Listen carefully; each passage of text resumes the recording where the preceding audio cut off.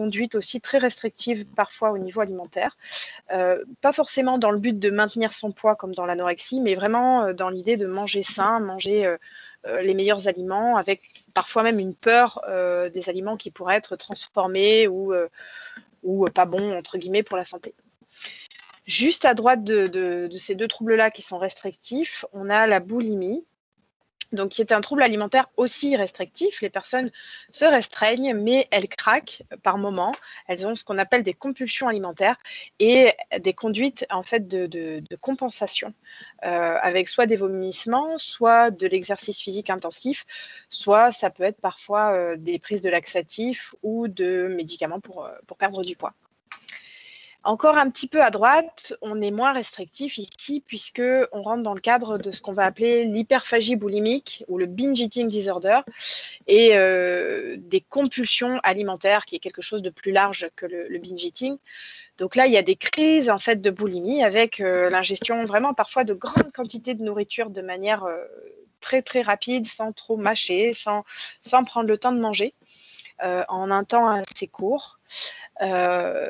Et sans conduite de restriction. Donc évidemment, ce trouble alimentaire, le binge eating, ça conduit assez vite à une prise de poids. Et parfois, c'est des prises de poids assez rapides, jusqu'à, parfois, j'ai déjà vu 50 kilos en 6 mois. C'est vraiment, ça peut être vraiment énorme. Un peu plus à droite, le night eating syndrome. Alors là, ce sont des personnes en fait qui vont ne pas manger la journée en général parce qu'elles n'ont pas faim, mais la nuit, il y a des prises alimentaires complètement non contrôlées dans un état un peu de demi-sommeil qui pourrait se rapprocher un peu du somnambulisme. Et les personnes n'ont pas conscience de manger à ce moment-là. Elles vont prendre conscience de tout ce qu'elles ont mangé le matin au réveil, quand elles vont aller dans la cuisine et qu'elles vont voir la quantité de nourriture qu'elles ont mangée. Donc il y a vraiment un truc là involontaire et complètement pas du tout maîtrisé dans ce trouble alimentaire. Et puis, à droite, en fait, j'indique 2 troubles alimentaires qui sont un petit peu à part, parce que ceux-là, ils surviennent exclusivement pendant les repas. Alors, la tachyphagie, c'est le fait de manger vite. Alors, il y a vite et vite, hein, mais la tachyphagie, c'est vraiment quand on mange très, très vite, quoi. Quand on engloutit, en général, il y a aussi une absence de mastication, avec des problèmes de digestion derrière. Et puis l'hyperphagie prandiale, tout simplement le fait de trop manger lors des repas. Ce sont des gens qui ont du mal à arrêter leur repas, qui ont du mal à se sentir rassasiés et qui du coup vont poursuivre leur repas assez longtemps. Là-dedans, j'ai pas mis d'autres troubles alimentaires dont je vais pas parler aujourd'hui, qui sont des troubles alimentaires un peu particuliers, comme par exemple le pica, c'est le fait de manger des choses qui sont non comestibles. Ça se voit parfois chez l'enfant ou dans des troubles psychiatriques plus sévères. On a le méricisme, c'est le fait de régurgiter sa nourriture au niveau de la bouche, de la remâcher et de la réavaler derrière. Le mâcher-cracher, qui est aussi un trouble des conduites alimentaires qui est souvent associé à l'anorexie et la boulimie, où les personnes vont mâcher parfois des grandes quantités de nourriture, mais elles refusent de les avaler et donc vont les cracher ensuite. Et après, il y a toute la panoplie des phobies autour de l'alimentation. Vraiment parfois des gens qui ont peur de manger certains aliments, peur de la nouveauté alimentaire, donc ça peut être parfois un peu physiologique chez l'enfant à certains moments, ou parfois qui ont des croyances pathologiques comme dans certaines psychoses où il y a des pensées délirantes, donc on pense que si on mange certains aliments, on va devenir ces aliments, des choses comme ça. Et puis, il y a des troubles alimentaires émergents dont on parle depuis peu de temps, comme par exemple la dysoralité sensorielle, qui a été définie en 2013, individualisée en 2013, avec surtout des troubles sensoriels, donc un excès de sensations au niveau de la nourriture avec des dégoûts et des refus alimentaires, des refus de certaines couleurs ou de certaines textures, souvent aussi chez l'enfant, voilà, qui se traitent également de manière spécifique. Alors, les troubles alimentaires aujourd'hui, ça concerne qui? Eh bien, c'est quand même assez fréquent parce que l'anorexie mentale aujourd'hui, c'est environ 2% des femmes de 15 à 35 ans et la boulimie, c'est 4% à peu près des femmes de 15 à 35 ans. Alors ça, c'est les dernières données de l'association Autrement, je crois que c'est des données de 2016. c'est évidemment les troubles alimentaires qu'on pense les plus fréquents, mais en réalité, c'est largement sous-estimé puisqu'il y a beaucoup de patientes qui déjà ne rentrent pas forcément dans les critères de diagnostic de ces deux troubles et qui ont des troubles un petit peu parfois moins sévères ou simplement pas diagnostiqués. Et puis, il y a aussi beaucoup de gens qui ne consultent pas et donc on ne les voit pas et on ne les chiffre pas. Et l'hyperphagie boulimique ou binge eating, c'est quand même 8%, c'est même maintenant presque 10% de la population des 15 à 55 ans. Donc vous voyez que ça touche des personnes un peu plus âgées et ça touche aussi bien les hommes que les femmes. Et c'est un trouble alimentaire qu'on retrouve particulièrement associé au surpoids. Alors globalement, les troubles alimentaires, c'est quand même surtout des femmes, avec un sexe ratio de 9 pour 1, c'est-à-dire 9 femmes pour un homme souffrant de troubles alimentaires. En particulier l'anorexie et la boulimie, qui concernent vraiment beaucoup les femmes. Tous les milieux socio-professionnels sont touchés, tous les pays sont touchés, même si des fois on ne le voit pas. Hein. Par exemple, en Afrique, on n'en parle pas, mais c'est parce qu'il y a probablement d'autres problématiques plus voyantes que ça. Et donc probablement, franchement, sous-estimé, puisque ce n'est pas des diagnostics qu'on fait en pratique courante. Il y a beaucoup de médecins qui ne sont pas forcément formés à ça ou qui ne les repèrent pas, tout simplement parce que ça ne rentre pas dans l'examen qu'ils font de leurs patients et les patients n'en parlent pas toujours non plus. Alors en fait, pour bien comprendre les troubles alimentaires, il faut dissocier le trouble alimentaire du poids, en réalité, parce que souvent, ce n'est pas une bonne chose de relier au poids, même si, globalement, on a évidemment plus d'anorexie mentale qui sont dans des stades de dénutrition et des hyperphagies boulimiques plutôt dans des stades de surpoids. Globalement, c'est un petit peu ce qui se passe, mais parfois, ce n'est pas associé. Parfois, on a des hyperphagies boulimiques où les crises sont plus rares et où la personne, en fait, a beaucoup de dépenses énergétiques et donc a un poids tout à fait normal. Et puis, on a des boulimies qui, parfois, donnent des surpoids. Hein, si la personne a beaucoup de crises et mange beaucoup et ne vomit pas aussi souvent, eh ben, on peut avoir des surpoids. Alors, plus vous êtes à gauche ici du schéma, en fait, plus vous allez être dans un contrôle très strict de votre alimentation. Dans la boulimie, donc dans l'anorexie, il y a un contrôle vraiment très intense. Et puis, dans la boulimie, ce contrôle, par moment, il échappe à la personne avec des moments où elle craque et où elle va manger plus. Et puis, dans l'hyperphagie boulimique, il y a vraiment une sensation de perte de contrôle importante de son comportement.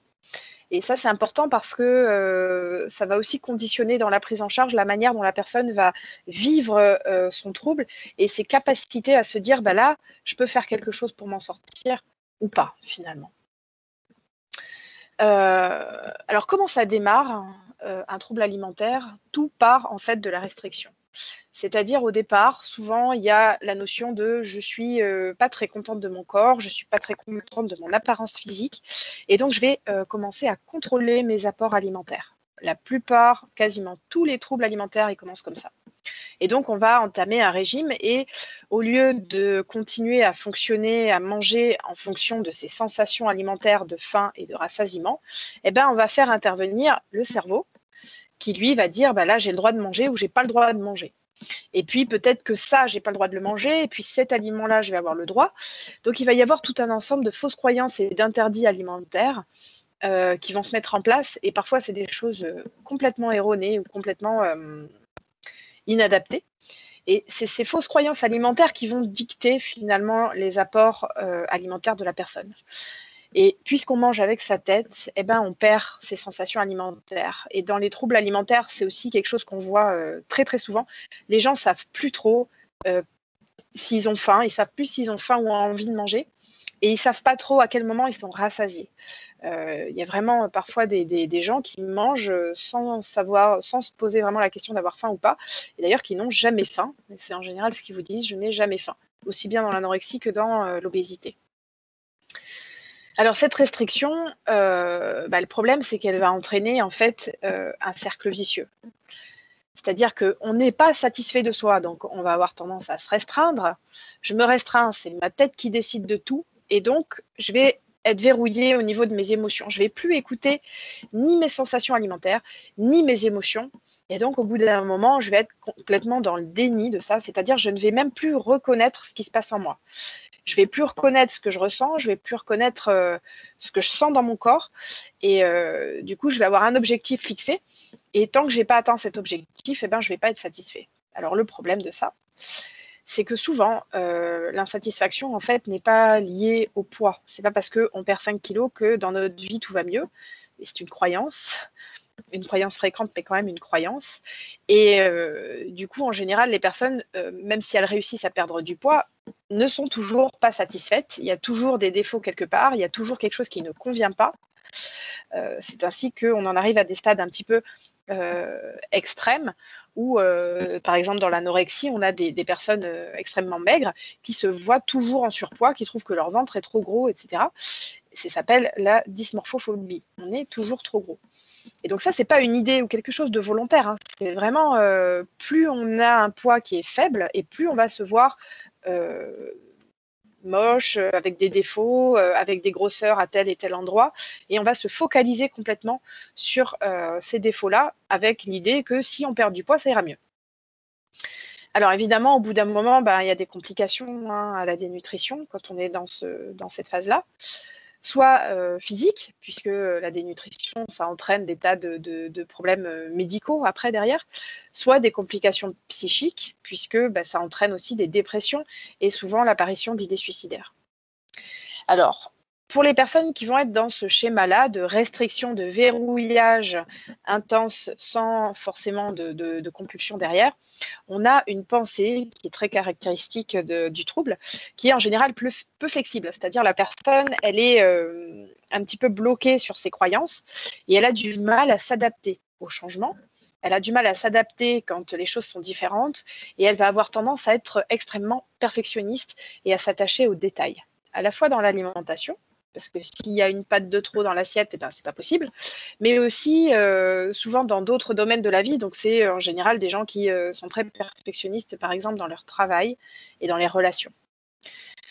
Elles ont tendance aussi à verrouiller du coup leurs émotions et à toujours montrer un visage qui va bien.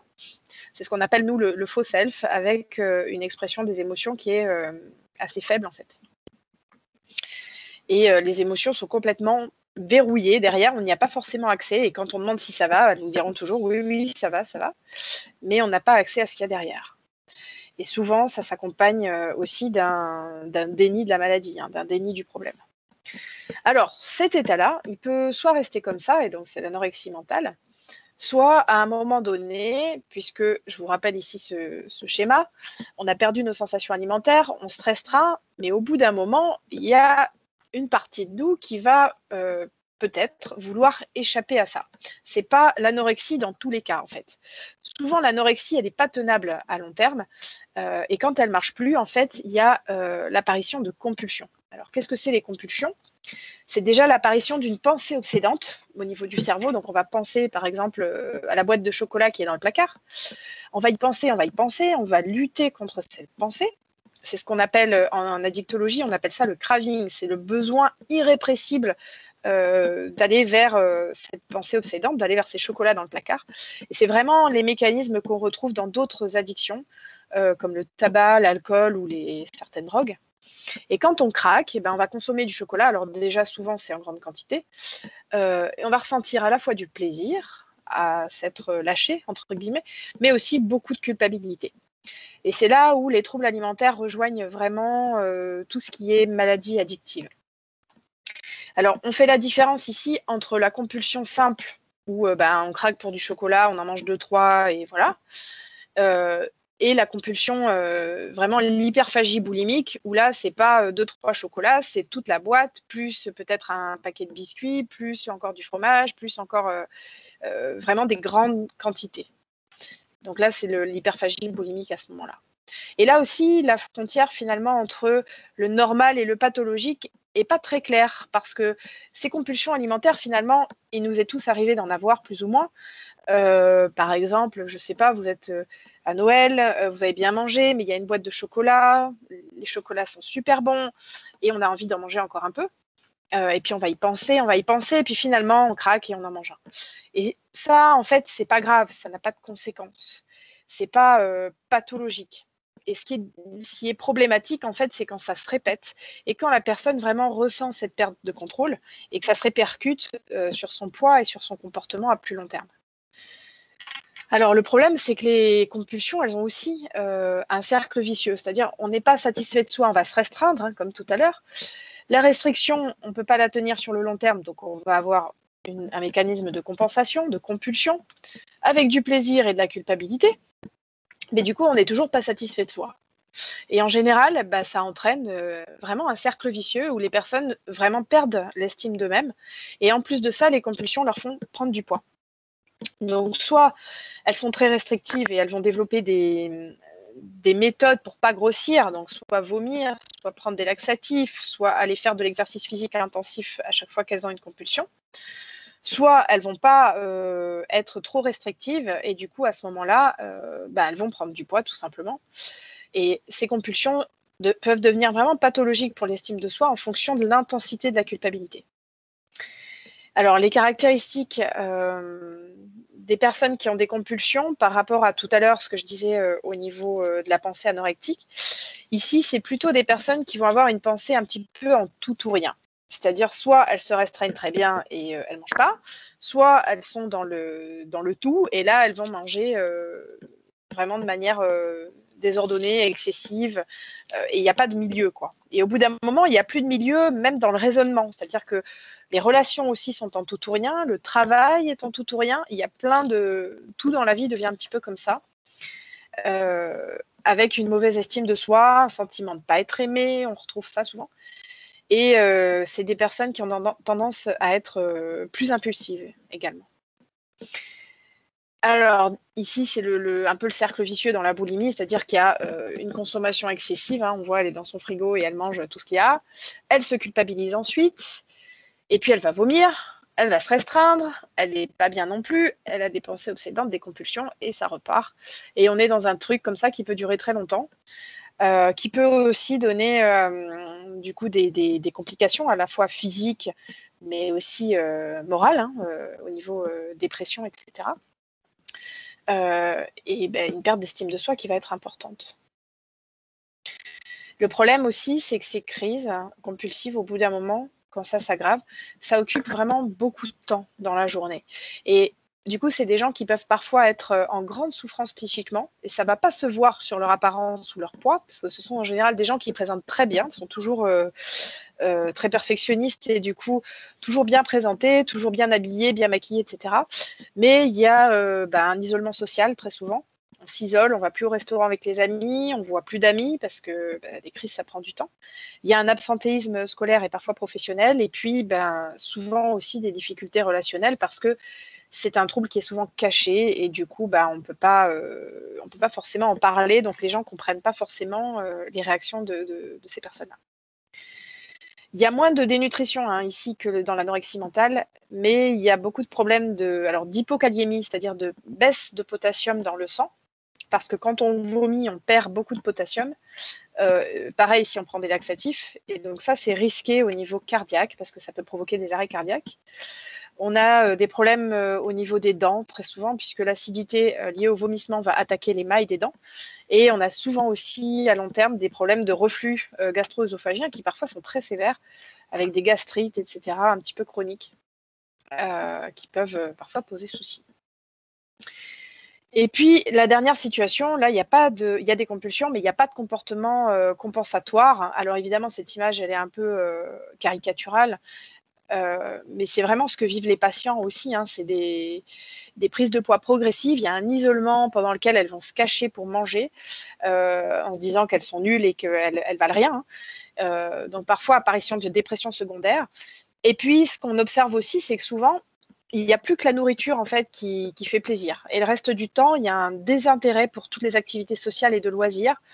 Il y a des difficultés à répondre aux différentes émotions qu'elles ressentent, avec dès que je m'ennuie, je mange, dès que je suis angoissée, je mange, dès que j'ai une émotion, je mange, et une sensation de vide à l'intérieur.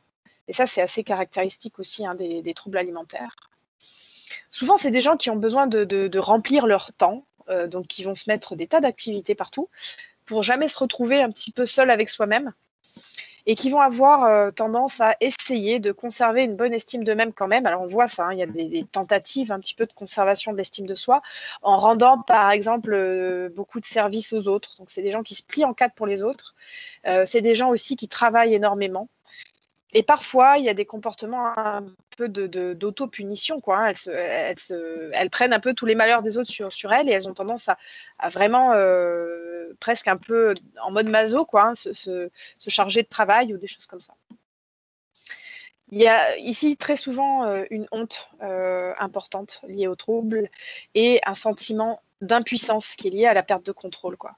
Donc c'est très différent de l'anorexie ici parce que dans l'anorexie, en fait, il y a un sentiment de satisfaction, de contrôle, dans le contrôle. C'est quelqu'un qui maîtrise et c'est le contrôle sur l'alimentation qui va être presque jouissif pour la personne anorexique. Alors qu'ici, il y a une perte de contrôle qui est complètement... la personne a l'impression qu'elle ne peut rien faire contre ça, quoi. Alors après, il y a différents types de compulsions dont je n'ai pas parlé, mais il y a parfois des compulsions vers un type d'aliment en particulier, comme l'addiction au chocolat, par exemple, ou aux bonbons, ou des choses comme ça. Il y a des compulsions qui ont lieu toute la journée, et puis d'autres qui sont uniquement le soir. Oups, oui. Alors, comment on peut prendre en charge les troubles alimentaires? C'est la deuxième partie du coup de cet exposé, après vous avoir expliqué un petit peu ce que c'est. Je vais parler de la prise en charge. Alors, moi, je mets souvent ces trois volets là associés. Le volet à la fois médical, qui est évidemment indispensable, le volet psychologique et comportemental, et puis un troisième volet qui va être le volet physique. Alors, pas forcément en activité physique, en sport, mais vraiment plutôt pour utiliser le corps de manière à nouveau reprendre contact avec les besoins de son corps, avec,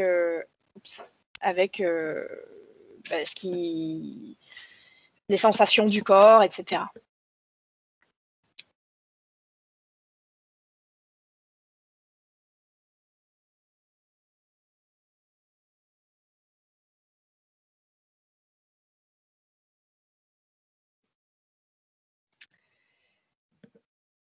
Alors, la première étape, du coup, ça va être évidemment de créer une alliance thérapeutique avec le patient, parce que le premier objectif, finalement, c'est la prise en compte de la honte et de la culpabilité qui vont entretenir le trouble. Alors, moi, j'aime bien travailler en groupe déjà créer un lien évidemment en individuel, mais j'aime bien travailler en groupe parce que il y a pas mal de choses qui se jouent dans le groupe au niveau de la honte et de la culpabilité. Quand on voit que finalement, les autres, c'est pareil, quand on voit que c'est fréquent et qu'il n'y a pas de quoi avoir honte finalement, eh ben, ça dédramatise tout un ensemble de mécanismes et ça permet d'avancer beaucoup plus vite. Donc, je l'utilise dans l'anorexie et boulimie, mais aussi beaucoup dans les compulsions avec surpoids où il y a vraiment une honte importante. Évidemment, parfois, il faut aussi des entretiens familiaux pour travailler avec la famille qui est souvent aussi impliquée, en particulier chez les jeunes filles, et informer évidemment sur les risques, prévenir les risques liés aux troubles alimentaires et prévenir les complications, mais surtout aussi un discours positif sur le fait que les troubles alimentaires, ça peut tout à fait guérir et que on est là pour ça, et donner des objectifs un petit peu réalistes et réalisables ensemble, donc avec l'idée de collaboration.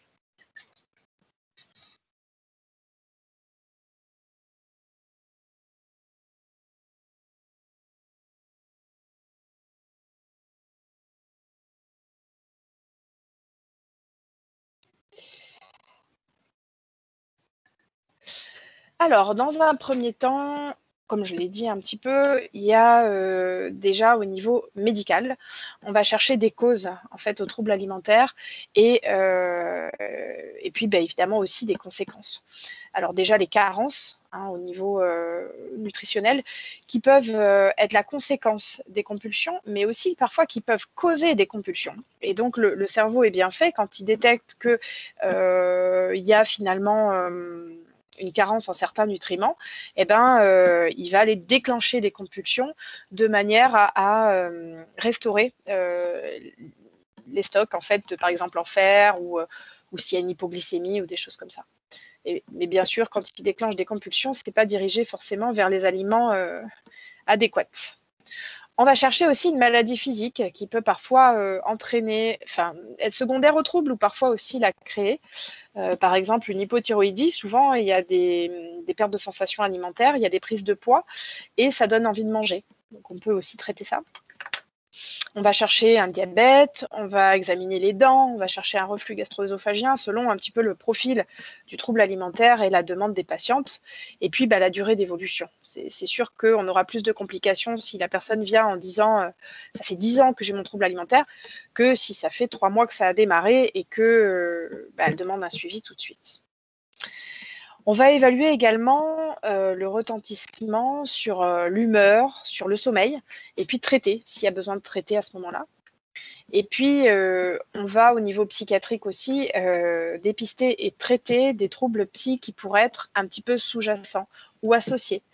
Par exemple, les compulsions, c'est souvent associé à de l'anxiété.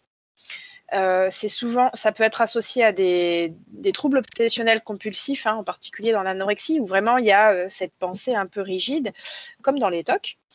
Et ça peut être associé enfin à ce qu'on appelle une hyperactivité avec déficit attentionnel.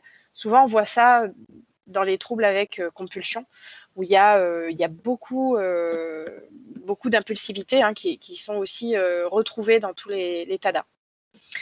On peut aussi proposer aux patients, quand il y a des compulsions qui sont sévères, de les traiter spécifiquement par un traitement médicamenteux. Et à ce moment-là, c'est un petit peu à voir en fonction de soit s'il y a une dépression ou une anxiété associée, c'est intéressant, ou si vraiment la personne a la sensation de perdre complètement le contrôle de son comportement. Et à ce moment-là aussi, ça va être intéressant de lui proposer éventuellement un traitement antidépresseur. On va proposer également un traitement de toutes les carences qu'on va dépister et de tout ce qu'on va voir en termes de troubles, de conséquences ou de causes à la problématique alimentaire. Une des premières choses à travailler, à mon sens en tout cas, dans la plupart des troubles alimentaires, c'est vraiment, et pour moi c'est la base, retrouver les sensations alimentaires. C'est-à-dire savoir à nouveau ce que c'est que d'avoir faim, de se sentir rassasié et d'avoir envie de manger. Savoir ce que c'est de se sentir satisfait par certains aliments. Et puis, on va travailler du coup pas mal en pleine conscience pour cet outil-là. Donc, ça s'appelle le Mindful Eating, où on va explorer les différentes faims. Alors, la faim, il y a plusieurs dénominations, mais on parle de faim des yeux, faim de l'estomac, faim de la bouche, faim des émotions, faim des cellules et les fins sensorielles, donc la bouche, le nez, les yeux. Et puis la faim des pensées, finalement, la faim de la tête, c'est-à-dire j'ai faim parce que c'est l'heure, j'ai faim parce qu'il faut manger. Voilà, tout ce qui est croyance autour de l'alimentation. On peut également travailler en hypnose ou en réalité virtuelle autour de la dysmorphophobie. Bon, ça après, c'est un petit peu des techniques selon les différents thérapeutes qui peuvent être proposés. Il n'y a pas forcément une technique plus efficace qu'une autre. Ce qui est important, c'est surtout déjà de retrouver ses sensations alimentaires. Et puis, on va voir, il y a plusieurs étapes dans la guérison, mais il n'y a pas forcément une méthode qui marche mieux que les autres. La deuxième chose qui est importante à travailler, c'est juste après retrouver ses sensations alimentaires, c'est du coup se reconnecter un petit peu à ses émotions, parce que souvent c'est complètement verrouillé. Alors parfois les personnes, elles savent même plus qu'elles ressentent quelque chose. Quand elles ressentent quelque chose, elles savent plus forcément faire la différence entre toutes les émotions. Alors ça peut vous paraître simple comme ça, mais dans les groupes que j'anime, vraiment il y a des grosses difficultés pour savoir qu'est-ce que je ressens en fait. Qu'est-ce que je ressens? Quelle est l'intensité? Et puis, comment je dois répondre en fait à cette émotion? Comment je dois la comprendre? Comment je dois l'interpréter? Et qu'est-ce que je dois faire quand je ressens ça? Donc, ça se travaille. Alors, ça, c'est quelque chose qu'on travaille beaucoup avec ce qu'on appelle la thérapie en remédiation cognitive. Dédiée aux émotions. Du coup, on va vraiment apprendre qu'est-ce que ça fait la colère dans le corps, comment je peux répondre à ça sans manger finalement. Ensuite, quand on s'est un petit peu reconnecté à soi, eh ben, on va pouvoir venir observer ses pensées, venir travailler ses pensées et ses croyances. Est-ce que 1 kilo sur la balance, c'est vraiment important? Est-ce que ça se voit de l'extérieur? Est-ce que vraiment, ça vaut le coup, en fait, d'être autant en souffrance pour gagner 1 kilo ou perdre 1 kilo? Donc là, l'objectif, ça va être de remettre en question ces croyances-là. Après, chacun est différent et chacun va être plus ou moins dans sa croyance. Mais l'idée, c'est vraiment de gagner en flexibilité au niveau de la pensée, pouvoir s'adapter à différentes situations, pouvoir dire, ok, ce soir, je vais manger une pizza avec mes amis et puis demain est un autre jour. Remettre en question un petit peu tout ce qui est fausse croyance, comportement automatique, et remettre en question tout ce qui est objectif irréalisable. Parfois, on voit des gens qui veulent perdre du poids et puis ils vous disent, moi, je veux perdre 30 kilos. Ouais, peut-être que déjà, ce serait bien d'en perdre 5, de stabiliser, et après, on verra. Parce que sinon, ça vous met devant des objectifs presque irréalisables avec, du coup, des conduites un peu extrêmes, de régimes très restrictifs. Et en général, ce qui se passe à l'issue, c'est que les gens reprennent plus ou moins le double de ce qu'ils ont perdu. Donc, ça n'a aucun intérêt. Alors, juste une parenthèse, mais ici, je ne fais pas le distinguo dans la prise en charge entre les différents troubles alimentaires, et c'est volontaire, parce que en fait, ils ont vraiment des points communs très importants. Et du coup, c'est vraiment la même démarche, quoi. On a les mêmes, au niveau des pensées, vraiment, on observe les mêmes croyances restrictives quand on est en situation d'obésité ou quand on est en situation d'anorexie mentale.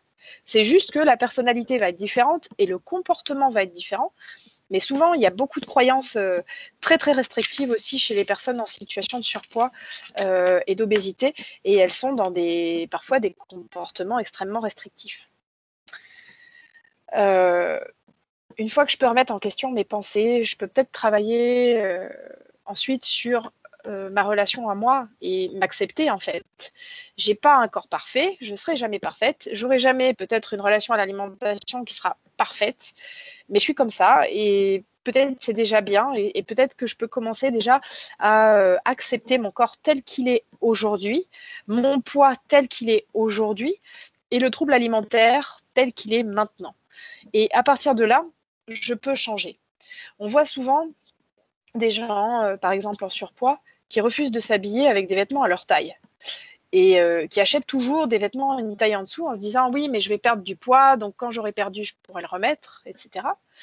Sauf que ça, c'est compliqué à vivre au quotidien pour votre corps parce qu'il est en permanence serré dans des vêtements qui ne lui vont pas, ce qui vous donne en plus une sensation de ne pas être bien dans l'estime de soi, dans l'image de soi. Et du coup, on s'accepte encore moins quand c'est comme ça. Pour changer, il faut savoir où on est déjà et savoir où on veut aller. Et donc, savoir où on est, c'est déjà accepter que mon corps aujourd'hui soit comme il est aujourd'hui. Accepter, c'est aussi s'accepter, c'est pas renoncer non plus à ses objectifs, mais c'est s'accepter en tant qu'individu unique, avec un droit à l'erreur, un droit d'être différent des autres, de pas forcément avoir les mêmes objectifs ou les mêmes envies, le droit de déplaire aux autres et de dire ce qu'on pense. Et l'idée, c'est vraiment de trouver un équilibre dans tout ça. C'est pas tout ou rien, blanc ou noir, mais vraiment tous les niveaux de gris. Et là, je pense que l'apport du groupe est aussi extrêmement utile, en fait, par rapport à ça. Ensuite, une fois qu'on a travaillé tout ça, et seulement ensuite, vient l'équilibre alimentaire. C'est-à-dire que c'est difficile parce qu'on essaye évidemment de commencer à rééquilibrer l'alimentation au départ, mais si on le fait trop tôt, ça va engendrer des croyances trop rigides. Si vous dites, par exemple, à la personne de se rapprocher, je ne sais pas, du régime méditerranéen crétois, qui est aujourd'hui validé comme étant un régime qui est protecteur pour la santé, vous allez lui dire, par exemple, de manger plutôt telle chose le matin, plutôt telle chose le soir. Et la personne n'a pas le recul nécessaire, ni la capacité à s'adapter à ce plan alimentaire. Et elle va le faire de manière très rigide, avec la sensation que dès qu'elle dépasse, c'est un échec. Et c'est pas vrai. Parce qu'en réalité, équilibre alimentaire, il ne se fait pas sur une journée, il se fait sur une dizaine de jours. Et l'être humain a toujours fonctionné comme ça depuis le début de l'humanité. Donc c'est important aussi d'être capable de dire bon bah j'ai mangé un peu plus de ça aujourd'hui, c'est pas grave, hein, c'est pas grave. Donc au plan nutritionnel, avant de donner un plan alimentaire, un régime, on va commencer par réintroduire tous les aliments tabous. Même si c'est des aliments transformés, même s'ils sont sucrés, même s'ils ne sont pas bons pour la santé. Réapprendre à les réintroduire, c'est ne plus les diaboliser, c'est ne plus en faire des ennemis, et du coup, c'est ne plus en faire des aliments qui vont être consommés uniquement dans les compulsions. On peut en manger et on peut s'arrêter. C'est ça l'idée. Réapprendre aussi à jeter la nourriture, parce que ça, on le voit très souvent dans les addictions alimentaires, c'est pas possible de jeter quoi que ce soit. Il faut finir l'assiette, ou alors, si on ne la finit pas, il faut absolument la garder. Parfois même, c'est des gens qui font des provisions hein, de grandes quantités de nourriture à la maison, pas que de nourriture d'ailleurs. Apprendre à se modérer aussi au niveau alimentaire. Ben, je peux manger un pain entier, mais si j'ai plus faim, je peux m'arrêter avant et c'est pas grave.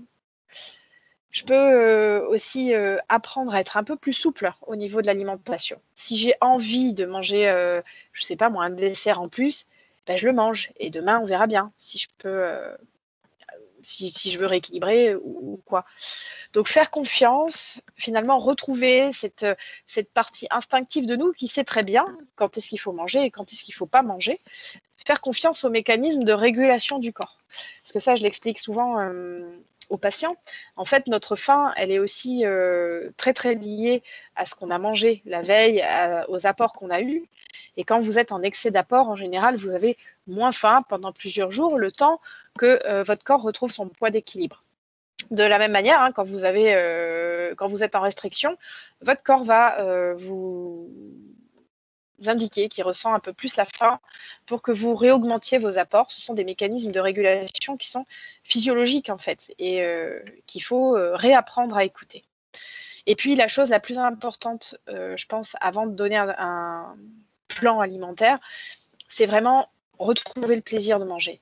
Et ça, c'est vraiment important parce qu'il y a des gens, ils mangent finalement uniquement parce qu'il faut, ils mangent, ils sont presque dans l'orthorexie parfois hein, avec leurs troubles alimentaires et il n'y a plus de plaisir. Il n'y a plus je mange ça parce que ça me fait plaisir. C'est vraiment je mange ça parce qu'il faut manger ça à telle heure ou parce que ça rentre dans mon plan alimentaire ou parce que j'ai peur d'avoir faim tout à l'heure. Mais il y a une perte vraiment de la notion de plaisir alimentaire. Donc cette prise en charge alimentaire, elle va se faire tout au long hein, du suivi et je pense qu'on peut vraiment s'en occuper plutôt quand on a déjà passé un peu l'étape initiale de traiter le trouble alimentaire.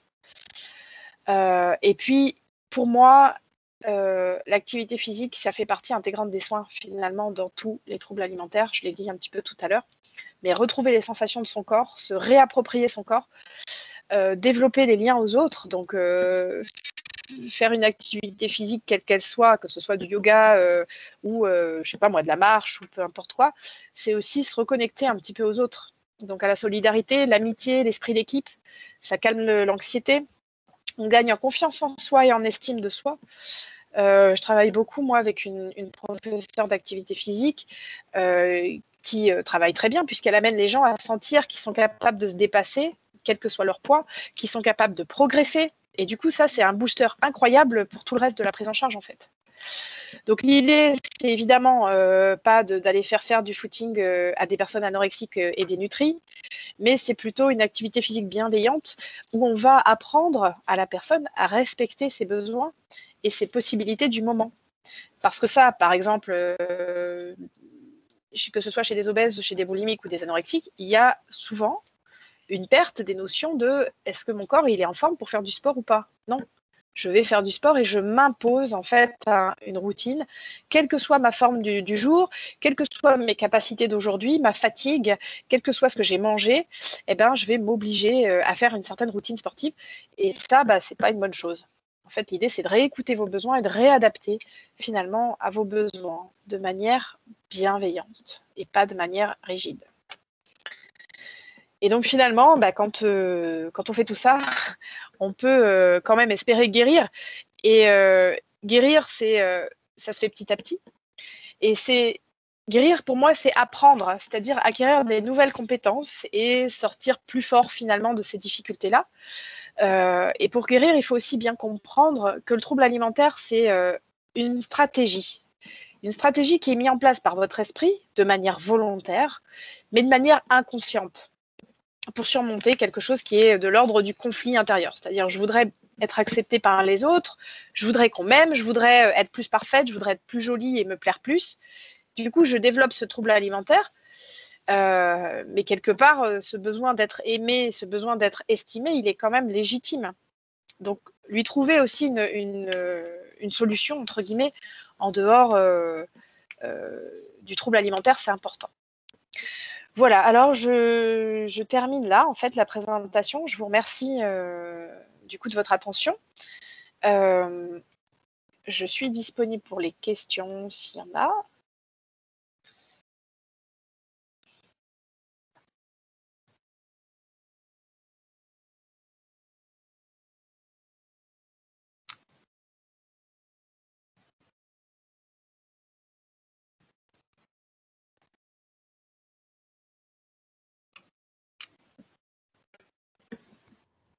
Moi, j'aurais éventuellement une question.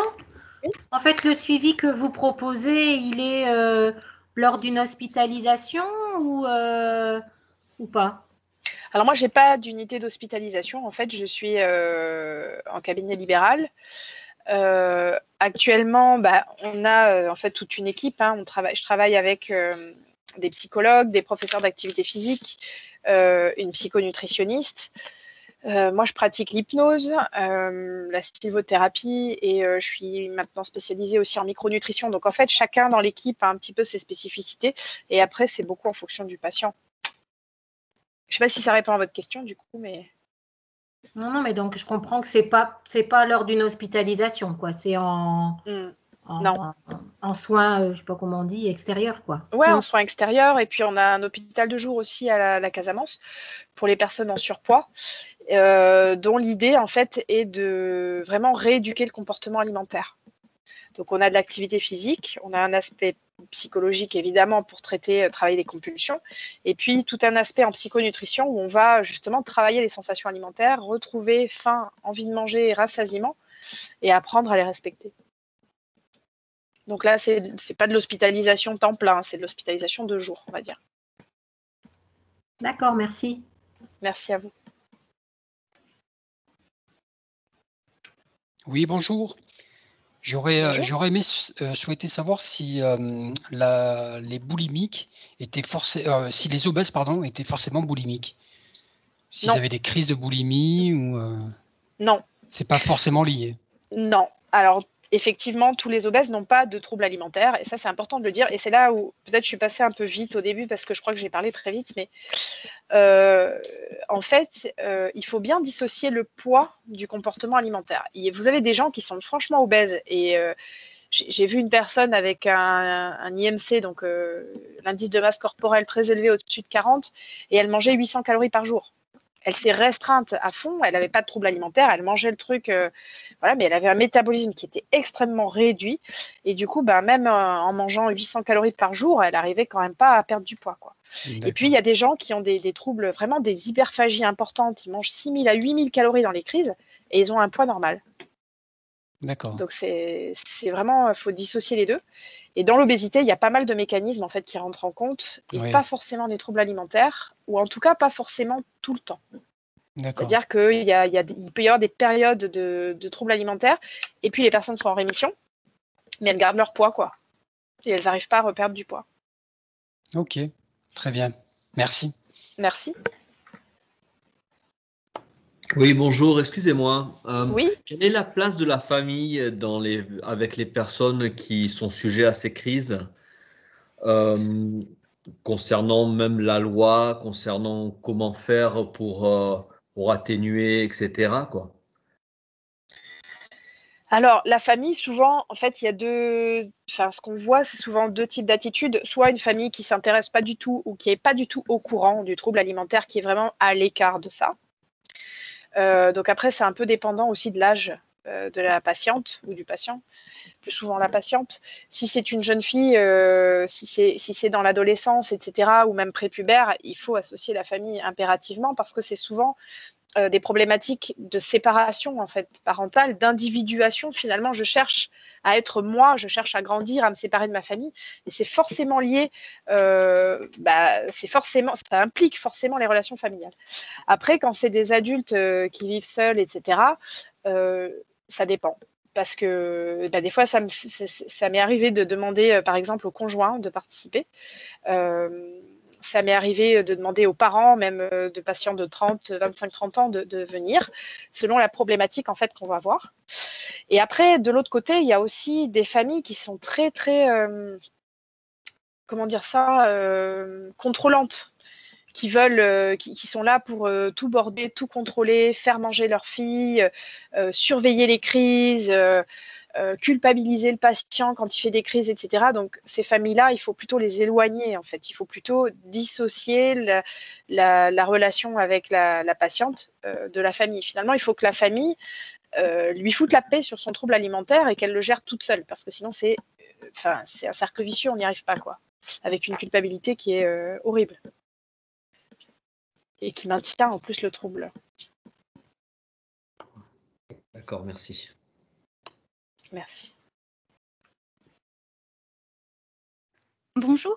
Et Oui. justement, par rapport à la famille, si la personne, la personne en question, la patiente, refuse totalement l'aide, mais la famille l'oblige à aller voir et du coup, elle se résigne. Comment gérer justement le blocage qu'il y a entre...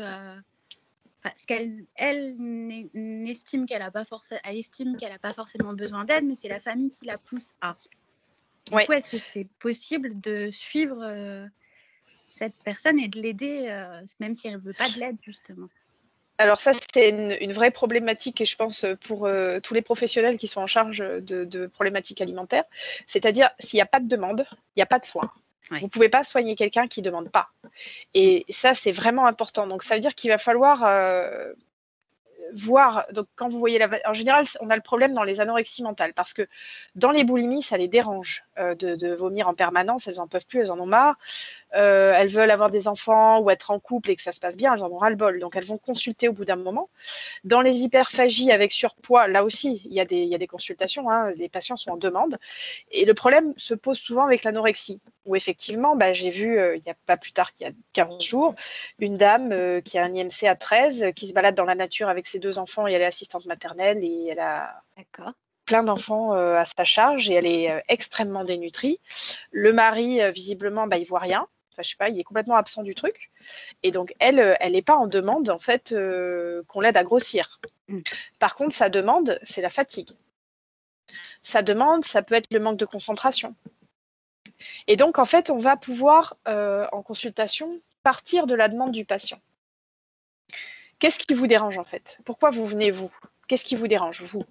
Ah ben moi, ce qui me dérange, c'est mon mari, il n'arrête pas de me fliquer. Eh bien, ok, on va travailler là-dessus d'abord. Et du coup, au bout d'un moment, forcément, même si au départ on tourne un peu autour du pot, on va forcément arriver à parler du comportement alimentaire qui pose problème. Donc là, parfois, il faut inviter la famille à ça ou en discuter. D'accord, merci. Et justement, dernière petite question. Ça y est, j'ai perdu le fil, excusez-moi. Vous parlez des risques sur la santé aux patients ou pas? Oui. Pour leur faire peur, entre guillemets, ou plus dans le conseil Non, en fait, souvent, la première consultation, par exemple, des boulimiques qui vomissent, je leur explique ce que ça fait aux dents. Donc, je leur dis de ne pas se laver les dents juste après. Au contraire, c'est pour dédramatiser aussi. Je leur dis de ne pas se laver les dents directement quand elles vomissent, mais plutôt de bien rincer la bouche, parce que l'acidité, ça attaque l'émail, etc. Que si elles ont vraiment beaucoup vomi, faire un petit bain de bouche au bicarbonate, c'est toujours bien pour éviter d'attaquer son émail. Je leur donne des informations, je leur explique pour le potassium. Puisqu'en général, je le surveille. Et donc, elles-mêmes, en fait, quand il y a une alliance qui se crée, elles peuvent me dire, là, j'ai beaucoup vomi, je voudrais quand même contrôler le potassium. Pas de problème. Et puis d'elles-mêmes, elles savent, hein, si elles ont vomi une fois dans la semaine et que leur taux était bon, c'est peut-être pas la peine de contrôler. Si elles ont beaucoup vomi, à ce moment-là, on contrôle. Et elles sont tout à fait capables de le dire parce qu'elles connaissent les risques et parce qu'en fait, on est dans une alliance, on est ensemble. L'idée, c'est de ne pas faire un arrêt cardiaque, on est bien d'accord. Donc, c'est quelque chose qui va pouvoir se décider avec la personne. Mais oui, je leur en parle, bien sûr. Parce que c'est aussi des leviers, quoi. Quand on dit à quelqu'un d'anorexique que là, par exemple, j'ai une patiente là qui était en renutrition, et du coup, dans les renutritions, c'est compliqué de gérer le foie. En fait, en général, il peut y avoir ce qu'on appelle des cytolyses, c'est-à-dire le foie va mal, en fait, comme une hépatite, un petit peu liée à la renutrition, parce que ça fait tellement longtemps qu'elle mange rien et qu'elle est dénutrie que du coup, le foie ne supporte pas. Sauf que ça, si ça s'aggrave, concrètement, ça peut aller jusqu'à la greffe de foie, et c'est très grave, et ça peut aller en réanimation. Donc, on est obligé d'en parler quand même. On est obligé de leur expliquer, et du coup, pour qu'elles soient aussi actrices de ça et qu'elles sachent comment gérer ou quand appeler à l'aide quand elles ont besoin. Sinon, c'est sûr qu'elles n'ont pas tendance à vous transmettre les résultats des bilans sanguins si elles ne sont pas dans l'alliance et qu'elles ne comprennent pas pourquoi vous faites les choses. D'accord, merci beaucoup. J'aurais aimé avoir tous ces conseils avant. En tout cas, merci. Merci. Oui, bonjour, j'ai une petite question par rapport à la prise en charge micronutritionnelle. Oui. Est-ce que vous allez travailler sur la synthèse de certains neurotransmetteurs, sur le microbiote ou sur l'anxiété? Comment ça se passe, s'il vous plaît? Alors oui, on le fait. Alors au départ, ce qu'il faut surtout faire, c'est traiter. Moi, en général, ça dépend un petit peu des. Je ne sais pas si vous êtes dans le cadre du surpoids, dans le cadre de l'anorexie, parce que du coup, ça va pas être pareil. Ah oui, c'est vrai que ma question est générale. Oui, c'est vrai. Ouais. Dans quelle situation ça vous intéresse? Plutôt le surpoids. Ouais. Dans le surpoids. Alors dans le surpoids. Avec des compulsions alimentaires, très souvent je fais un bilan parce qu'en fait on peut être obèse et dénutri, hein, ça c'est déjà quelque chose de très important à bien comprendre. On peut être dénutri et obèse. Et dans certaines dénutritions, il y a des compulsions de dénutrition chez l'obèse aussi. Exemple, carence en fer, carence en sélénium, carence en certains acides aminés.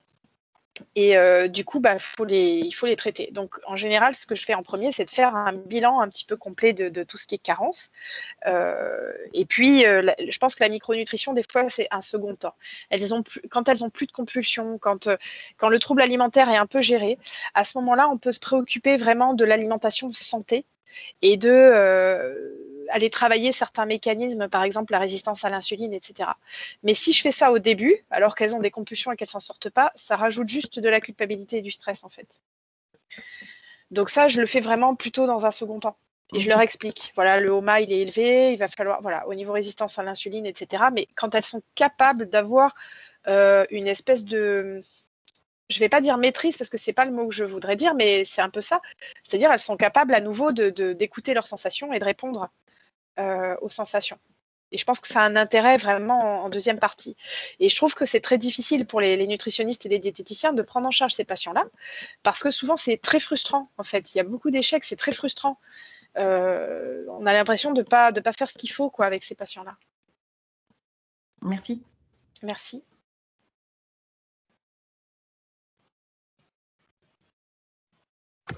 Bonjour. Bonjour. J'avais une question par rapport à ce que vous avez dit sur les personnes obèses qui sont en déficit, par exemple à 800 calories, 1000 calories. Oui. Comment ça se fait que, donc, malgré un déficit calorique qui est sûrement important, les personnes ne perdent pas de poids alors qu'elles sont sur un stade d'obésité ou de surpoids? Oui, vous aurez toujours ce problème-là, même après des sleeves, donc des opérations en chirurgie bariatrique. Le problème, c'est que quand vous vous restreignez au niveau alimentaire, le corps va s'adapter à la restriction et va donc baisser son métabolisme. Alors après, il y a plusieurs types de personnes, plusieurs catégories, etc. C'est très lié aussi au mécanisme de régulation du stress. Donc, je ne vais pas faire un cours de biologie, hein, mais juste pour expliquer que ce n'est pas parce qu'on a des compulsions alimentaires qu'on a un bon métabolisme, en fait. Au contraire. Et je vois beaucoup de patients qui ont un métabolisme assez faible. Alors, cette patiente, c'est vraiment une caricature parce que j'ai même fait on l'a même hospitalisée en unité de nutrition pour voir ce qu'elle mangeait parce que c'était incroyable. Elle était à environ 800 et quand elle montait à 1200 calories, elle prenait du poids. c'était une catastrophe. Et donc ça, c'est des problèmes de métabolisme très bas. Et donc surtout ne pas arrêter complètement les glucides en fait. Je pense que ça c'est vraiment une grosse erreur à faire dans les régimes amaigrissants, d'arrêter complètement l'apport glucidique parce que ça va freiner énormément le métabolisme en freinant la fonction thyroïdienne. Et du coup, on se retrouve avec des gens parfois qui mangent plus et qui prennent du poids même. Alors, vous devez avoir le problème des fois de gens qui se restreignent et qui perdent pas de poids. Et souvent, c'est ça le problème. Donc pour eux, ce serait mieux donc de les remettre à un semblant de maintien calorique pour justement relancer ce métabolisme et ensuite envisager, dès que le métabolisme est, on va dire, en bonne santé, repartir sur un déficit sain, on va dire. Alors en fait, ce qu'il faut faire, c'est ce qu'on appelle effectivement une reverse dieting, là, une relance métabolique, effectivement. Donc réaugmenter très progressivement les apports en glucides lents, index glycémique lent, bien sûr. Les réaugmenter très progressivement jusqu'à ce qu'ils aient, on va dire, un apport à peu près normal. Alors ça, c'est très très dur quand ils ont des troubles alimentaires parce que c'est vraiment, il faut maîtriser le truc, il faut maîtriser ses apports, donc c'est hyper difficile. Mais en gros, il faut qu'ils remangent de tout, quoi. C'est pour ça que moi, en général, dans un premier temps, je leur dis, bon, on laisse tomber le poids, enfin on essaye si on peut, on laisse tomber le poids et on traite le trouble alimentaire. Le poids, on verra plus tard. Et du coup, quand ils remangent de manière équilibrée, qu'ils arrivent à remanger des glucides, etc., qui retrouvent un métabolisme un peu plus correct et du coup, ils sont à nouveau en capacité de faire une activité physique parce que, en fait, quand vous avez un métabolisme bas, vous êtes fatigué tout de suite, quoi. Et donc, l'activité physique, c'est pas possible. Donc là, ils retrouvent un peu d'énergie, etc. Et d'ailleurs, si la relance métabolique est bien faite, il n'y a pas forcément de prise de poids. Il y a parfois une prise de 1 ou 2 kilos, mais en général, c'est assez stable. Alors ça leur plaît pas non plus, de dire pendant 1 an, vous allez être stable et on va juste essayer de manger plus. Ça leur plaît pas. Mais il faut le faire. Et une fois que vous avez un métabolisme qui tourne bien, on remet une petite activité physique et on fait un déficit calorique léger, un petit déficit. Et à ce moment-là, c'est plus facile à gérer pour eux et c'est beaucoup plus efficace en termes de perte de poids, quoi. Ok, ça marche. Merci. Merci. Bonsoir. Bonsoir. Moi, j'avais une question. Vous avez parlé du coup de la première étape qui était plus centrée sur la psychologie. Et du coup, pour la première consultation, ce serait plus s'orienter vers une psychologue ou une diététicienne, du coup?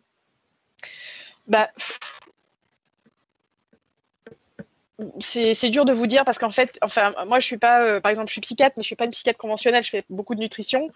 J'ai une confrère avec qui je travaille qui est à la fois psychologue et diététicienne. Je travaille aussi avec une pharmacienne qui est psycho-nutritionniste. Donc, je sais pas quoi vous dire. Je dirais que ça dépend des compétences de chacun. Mais en tout cas, je n'irai pas envoyer le patient chez quelqu'un qui va lui proposer un plan alimentaire. Et donc, en général, les gens, ils sont déjà suivis par une diététicienne. Et selon le profil et selon l'approche, ça peut être compliqué à gérer avec un trouble alimentaire et avec, du coup, ce que nous, on va proposer. Je donne un exemple très, très basique, mais qui m'est arrivé. J'avais une patiente qui avait des compulsions au chocolat et qui voulait perdre du poids. Mais elle disait, le chocolat, c'est pas possible. Quand je vois, je mange toute la tablette et tout. Et donc, on avait un peu tout essayé. Il n'y a rien qui marche. Elle ne peut pas se restreindre. Elle ne peut pas se contrôler, etc. Donc, je lui ai dit, vous voulez du chocolat? Très bien. Et dans ce cas-là, vous n'allez manger pendant les 15 jours qui viennent que du chocolat. Alors, vous imaginez bien que la diététicienne, elle fait des bons, quoi, dans son bureau, si je lui dis ça. Si je ne l'ai pas prévenue, si elle ne sait pas comment je travaille. Évidemment, l'idée de lui faire manger uniquement du chocolat, c'était qu'elle se dégoûte un petit peu du chocolat, ce qui a plutôt bien marché. Et qu'en fait, elle le remette à sa place, quoi. C'est un aliment, mais c'est bon, j'en ai marre de manger que ça et je vais manger autre chose. Je rassure tout le monde, sur 15 jours, on n'a pas de carence. On ne fait pas des carences en 15 jours. D'accord, c'est très déséquilibré, on est d'accord, mais l'idée, c'est aussi de traiter le problème assez rapidement. Ça fait des années qu'elle était en difficulté avec le chocolat. Donc, au final, elle a même perdu du poids, donc elle était contente. Évidemment, c'était complètement déséquilibré, et évidemment, ça ne rentrerait pas du tout dans le cadre d'une alimentation équilibrée. Mais on a traité l'addiction au chocolat. Voilà, alors je ne sais pas si ça répond à votre question. Du coup, je pense que ça dépend vraiment du profil du... En fait, moi, je ne regarde pas tellement les diplômes, mais je regarde beaucoup plus comment la personne va travailler en pratique. Oui, je comprends, je vois. Voilà. Et juste aussi par rapport du coup à votre exemple de tout à l'heure, avec l'obésité et le métabolisme faible, comment vous faites pour du coup calculer un métabolisme? En fait, à ce moment-là, on ne peut pas le calculer vraiment. On part de ce qu'elle mange, enfin de ce qui permet de maintenir son poids. Donc là, ma patiente, en l'occurrence, elle mangeait, je crois, 2 biscottes de pain complet beurré le matin. Et puis en plus, elle pouvait vous le dire parce qu'il n'y avait pas grand-chose. Des brocolis avec du blanc de poulet à midi, tout vapeur, plus un fruit, je crois. Peut-être un fruit dans l'après-midi et une soupe de légumes le soir, quoi. C'était vite vu, hein. Donc vous avez une idée des apports à peu près. Et donc si avec ça le poids est stable, c'est que c'est son métabolisme, ça correspond à son métabolisme, à sa dépense en tout cas. D'accord, ok. Et donc on part de là, on part de là et on essaye de maintenir ça. Ok, merci beaucoup. Merci.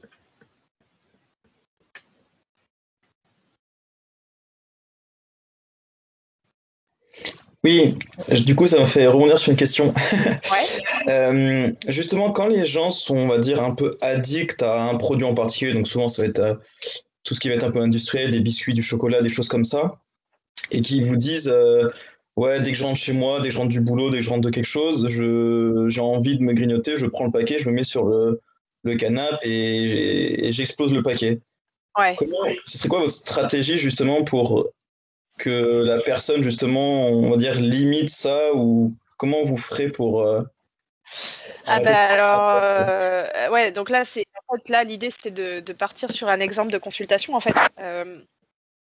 En fait, ça dépend. Déjà, est-ce que je vais lui demander déjà ce qu'elle mange dans la journée, parce qu'il y a des gens qui ne mangent pas de la journée. Ils déjeunent pas le matin, ils mangent un sandwich triangle à midi et ils s'étonnent qu'à 18h, ils sont morts de faim.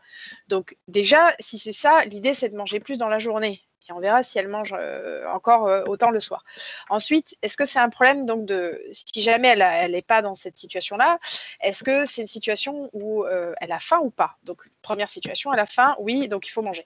Elle n'a pas faim. Bon, si elle n'a pas faim, en fait, c'est de l'envie. Et à ce moment-là, très souvent, les envies de manger comme ça en fin de journée, quand je rentre du travail, le 17-19 heures, là, l'heure un peu horrible, c'est des carences en sérotonine, très souvent. Donc c'est soit dans le cadre d'un épisode dépressif ou de symptômes résiduels d'un épisode dépressif, ça peut être ça. Ça peut être de l'anxiété. Ou sinon, ça peut être aussi, je rentre chez moi, je m'ennuie, ou j'ai besoin d'une récompense parce que j'ai bien bossé, etc. Donc il va falloir en fait un peu creuser qu'est-ce qui va déclencher la prise alimentaire. Et en fonction de ce qui déclenche la prise alimentaire, après, on bosse dessus. Et en parallèle, je vais rééquilibrer les neurotransmetteurs, par exemple. Voilà, je vais lui redonner de la sérotonine, etc., du tryptophane, pour qu'elle refasse des stocks de sérotonine et que du coup, elle soit mieux. Ça va souvent avec des troubles du sommeil, ça va souvent avec d'autres choses, en fait. Je ne sais pas si ça répond à votre question. Si, à peu près, parce qu'on avait vu sur des cours que alors, ce qu'on voit souvent, c'est un peu, on va dire, prendre le paquet, et au lieu de prendre le paquet, en prendre juste 2-3 et aller sur le canapé et, on va dire, planquer le paquet. Ouais. Soit au contraire, et ça c'est ma prof de psycho qui me l'avait dit, c'était vraiment prendre le paquet, se poser et vraiment dire à chaque biscuit, je le savoure, je me fais plaisir. Ouais. Et en fait, tant que la personne ressent cette envie, ce plaisir, au final, limite de ne pas qu'elle s'arrête et voir jusqu'où elle va aller et voir jusqu'où son envie va. Et souvent, justement, ça va pas jusqu'au paquet entier, quoi. Ouais, alors ça, je suis d'accord avec ça, mais c'est un peu le monde des bisounours.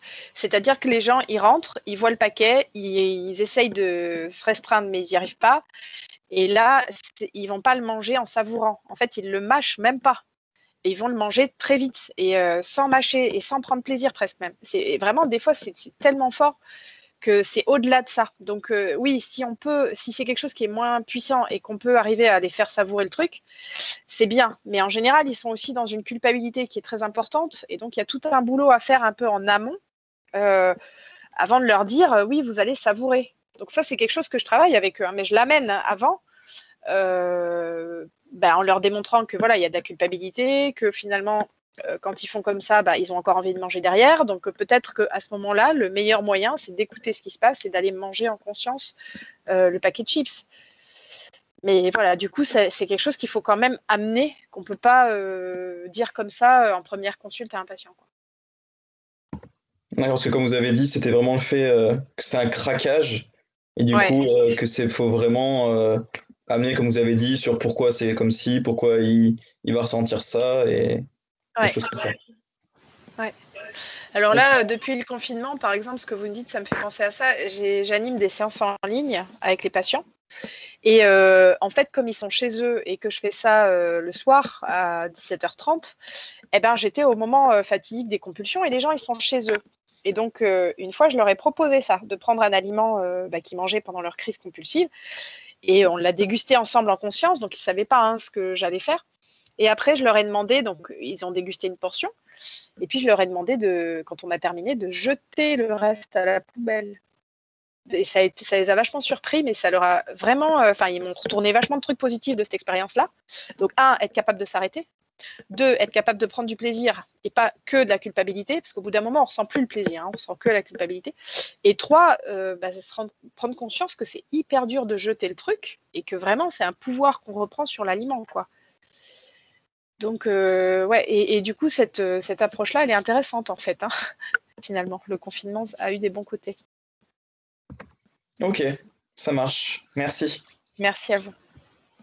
Et est-ce qu'avec le confinement, vous avez aussi remarqué, je pense qu'il y a pas mal de jeunes qui se sont retrouvés à manger, à consommer plus d'aliments devant les écrans.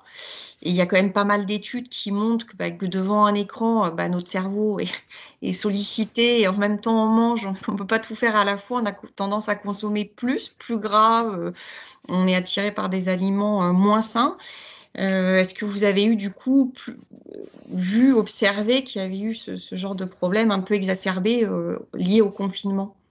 Oui, alors lié au confinement, en fait, tous les problèmes sont exacerbés. Donc, beaucoup de gens ont pris du poids, mal mangé, aussi parce qu'ils ont perdu leur rythme. Il y a beaucoup de gens qui se lèvent à qui se sont levés à n'importe quelle heure, mangés à n'importe quelle heure, etc.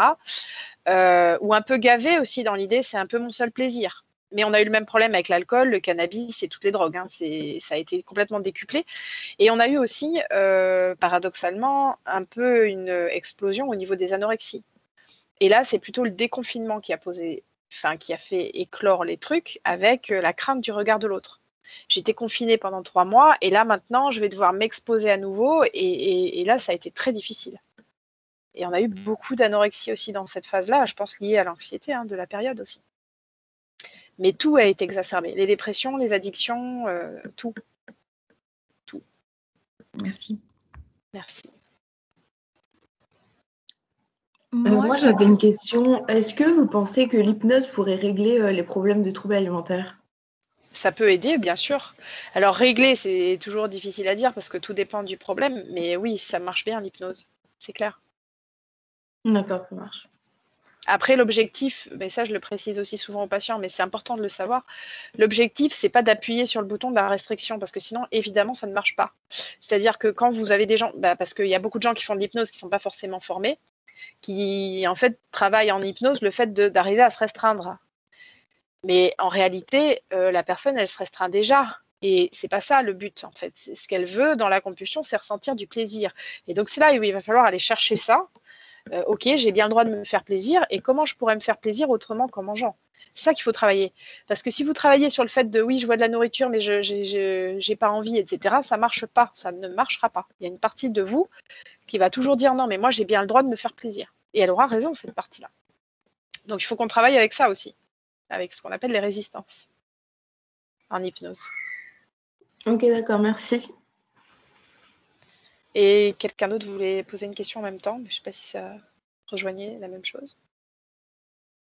Non, alors moi, c'est... je sais pas trop comment expliquer ça, mais je sais que du coup, j'ai pas une relation très saine avec l'alimentation parce que, sachant que la restriction peut mener du coup après à des crises, ça m'arrive de me dire non mais si tu t'arrêtes, tu vas te restreindre. Et du coup, de continuer à manger en me disant si je m'arrête, je vais faire de la restriction. Et c'est pas ce que je veux. Ouais. Alors ça s'appelle se prendre la tête. Non, mais c'est vrai. Oui. Et effectivement, c'est compliqué, hein, mais il y a beaucoup de gens qui sont dans ces questions-là. En fait, là, il faut se rapprocher du ressenti. En fait, j'ai faim, j'ai pas faim, j'ai du plaisir ou j'ai pas de plaisir. Si j'ai faim, je mange. Je veux dire, je ne vais pas me poser 12 000 questions. Si j'ai pas faim, mais que c'est du plaisir, bon, c'est un peu. Est-ce que j'ai mon plaisir ou je l'ai pas? Si j'ai eu du plaisir en mangeant, même en n'ayant pas faim, c'est-à-dire je fais une compulsion, on va dire physiologique, d'accord? Alors je vais prendre un exemple. C'est toujours le film qui me vient, c'est toujours celui-là. Imaginez, vous avez 16 ans, votre copain il vient de vous larguer, vous rentrez chez vous et vous défoncez la tablette de chocolat en pleurant devant la télé, enfin le truc un peu caricatural. Ça vous a consolé le chocolat, oui ou non? Si oui, il vous a consolé, eh ben, c'est très bien. Et probablement que le soir, vous n'aurez pas très faim, vous serez même un peu nauséeuse et que vous n'aurez pas très envie de remanger du chocolat dans les jours qui viennent. Ça, c'est physiologique. J'écoute mes sensations, j'ai craqué émotionnellement, c'est pas grave, ça n'a aucune conséquence. Ce qui est pathologique, c'est j'ai pas le droit d'en manger, je m'en empêche, je vais quand même le manger, je vais quand même manger la tablette, et comme je me sens très coupable et que je veux pas que les autres le sachent, je vais manger encore le soir. Et j'écoute plus mes sensations. Donc, la restriction dans votre cas, c'est se dire « je me restreins alors que j'ai faim ». Je ne sais pas si c'est clair, du coup. Oui, merci. Si j'ai faim et si ça me fait plaisir, je mange. Et ce ne sera pas de la restriction. Et si ça me fait plaisir de m'arrêter, je m'arrête. Et ce n'est pas de la restriction. D'accord, oui, c'est un équilibre. C'est un équilibre, exactement. Et des fois, moins on réfléchit, mieux c'est. Hein. Souvent même.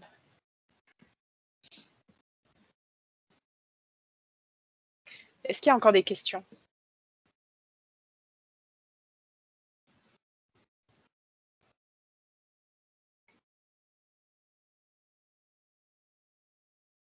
Bon. Eh bien, s'il n'y a plus de questions, je vous souhaite une bonne soirée. Merci beaucoup. Merci beaucoup. Merci, bonne soirée. Merci pour la conférence. Merci. Merci à vous. Bonne Au revoir. soirée. Merci, au revoir. Au revoir. Au revoir. Merci, au revoir.